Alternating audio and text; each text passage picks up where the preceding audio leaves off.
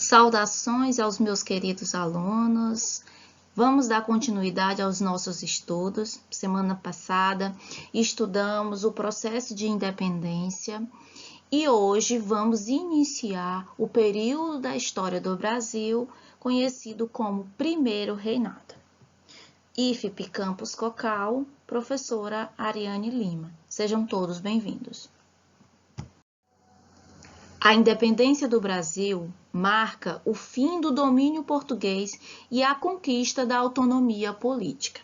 A partir de então, o Brasil deixa de ser uma colônia ou deixa de ser agora o Reino Unido a Portugal e passa a ser independente politicamente.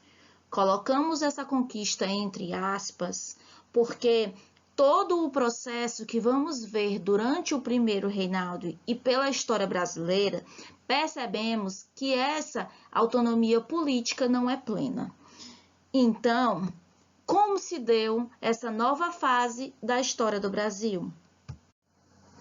Vamos iniciar falando do processo de consolidação da independência. De que forma nações externas passaram a reconhecer a independência política brasileira. Primeiro, os Estados Unidos reconheceu em 1824. A Inglaterra já reconhecia informalmente a nossa condição. E Portugal exigiu do Brasil o pagamento de 2 milhões de libras esterlinas para reconhecer a independência. A Inglaterra emprestou esse dinheiro. Como eu já havia antecipado a vocês, o Império Brasileiro não possuía esse valor para indenizar Portugal. Então, a Inglaterra, detentora de um poder econômico nesse momento, associado ao seu pioneirismo com a Revolução Industrial, ela vai emprestar para o Brasil, que acaba iniciando a nossa dívida externa. O interessante é que, nesse fato, a Inglaterra sai ganhando nessa transação, pois Portugal também devia esse valor à Inglaterra. No final das contas, esse dinheiro nunca sai das mãos dos ingleses. Vamos pensar nas permanências. O que permaneceu do nosso status de colônia para agora império? A primeira questão que podemos destacar foi o lugar da maioria da população. O povo pobre sequer acompanhou e entendeu o significado da independência. Essa afirmação diz respeito a exemplificar o lugar que o povo, que a maioria dessa população pobre, possuía dentro da estrutura desse novo império. Não era prioridade e sequer participou. A estrutura agrária continuou a mesma, a escravidão se manteve e a distribuição de renda continuou desigual. Um dos maiores agravos para a história do Brasil foi o fato de nos tornarmos independentes e mantermos a escravidão como forma de movimentar a nossa economia, e a nossa articulação política está na mão de um reinado com características absolutistas. A elite agrária, que deu suporte em todo o processo de consolidação da independência brasileira, foi a que mais se beneficiou. Portanto, gente, o que é considerado primeiro reinado? É o período em que o Brasil foi governado por Dom Pedro I, que ficou no poder entre 1822 e permaneceu até 1831, quando de sua abdicação.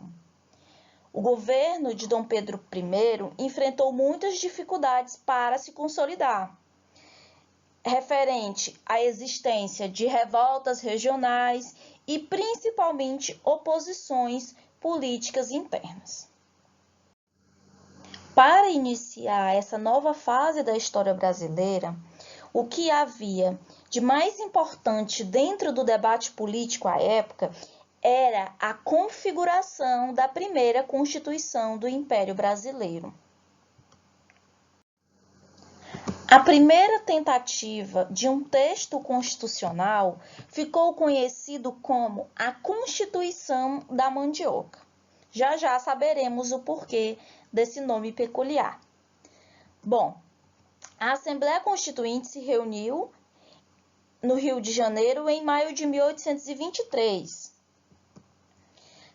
Para votar em deputados, segundo esse texto da Constituição da Mandioca, era necessário ser cidadão ativo, que significava um adulto em condições de trabalho e que possuísse uma renda anual equivalente a 150 alqueires de mandioca. Por isso, a referência ao nome Constituição da Mandioca. No caso de votação em Senado, para senador, o eleitor deveria ter renda mínima equivalente a 250 alqueires de mandioca. Para ele próprio ser candidato, a renda tinha que ser ainda maior. 500 alqueires de mandioca para ser deputado e 1.000 alqueires para ser senador. Imagine, gente, o peso que o texto constitucional dava às posses, né? Portanto, temos aí uma Constituição que o peso chamado censitário, que o preço dado a uma classe, um grupo, é maior, e esse grupo é com certeza o grupo de maior poder econômico, né? Para possuir esses valores correspondentes aos alqueires de mandioca, era necessário ser um grande possuidor de terra, participar dessa elite agrária. Mas essa Constituição, ela é lembrada nesses termos em relação ao peso dos alqueires de mandioca, mas também esse conjunto, essa constituinte, esse conjunto de deputados colocaram nesse texto constitucional limites ao poder do imperador, e isso não vai dar muito certo. É claro que Dom Pedro ele vai ficar insatisfeito com o texto constitucional, com a Constituição da Mandioca. Ele ordena o fechamento da Assembleia e até mesmo alguns deputados são presos. É nessa atitude de Dom Pedro que vai exatamente dar o tom do seu reinado, um tom marcado pelo autoritarismo, o que revela grandes pinceladas no seu retrato das características absolutistas comparado com a sua origem, né? A sua origem real, a sua origem europeia. A Constituição, então, foi outorgada em 25 de março de 1824 e apresentou todos os interesses autoritários do imperador. É importante destacar esse nome, outorgada.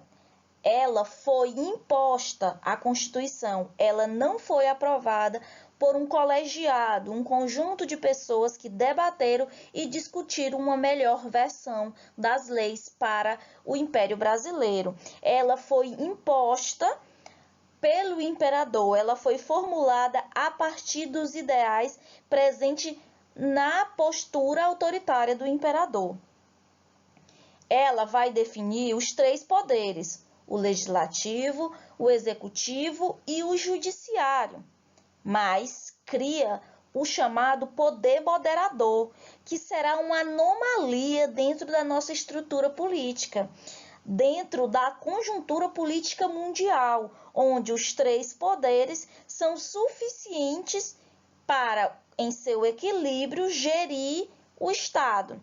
Mas ele cria o poder moderador, que amplia todos os poderes ao imperador. Ele concede vários direitos e poderes políticos ao imperador. Então, o mesmo imperador, ele reúne em suas mãos o poder executivo e o poder moderador. É interessante destacar a charge que temos aqui, quando, olha só o diálogo aberto nesse balão, vai se chamar Constituição.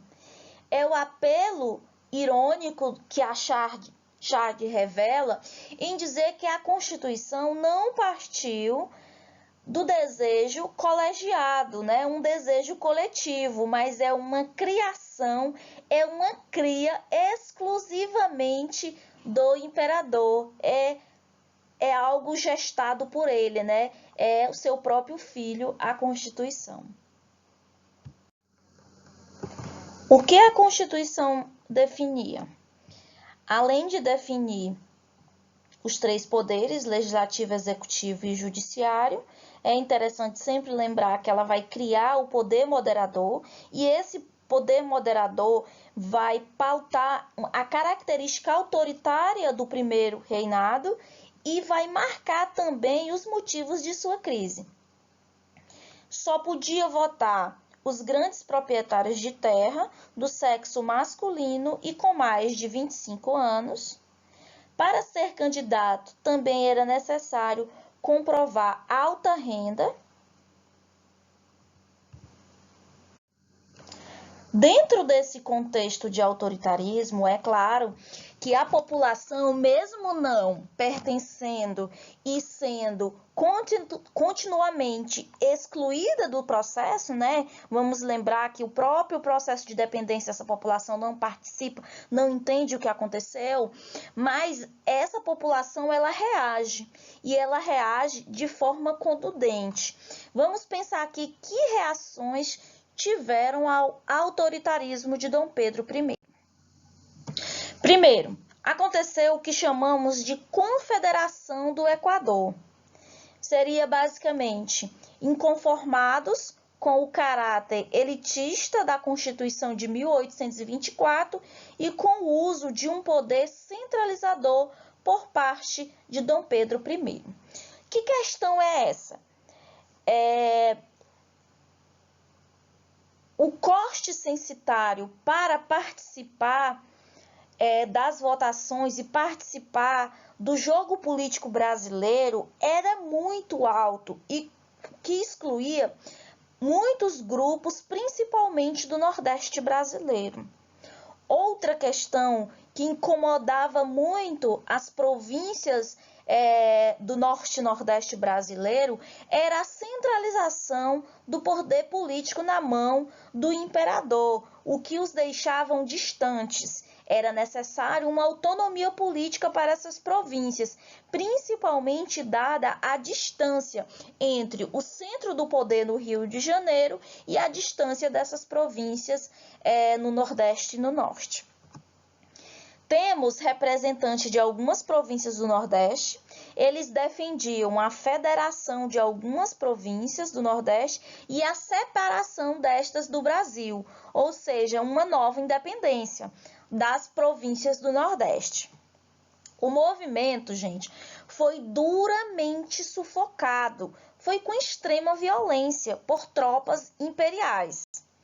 Vejamos mais um pouco. Dom Pedro I sabe o peso que essas reações e revoltas têm para derrubar poderes.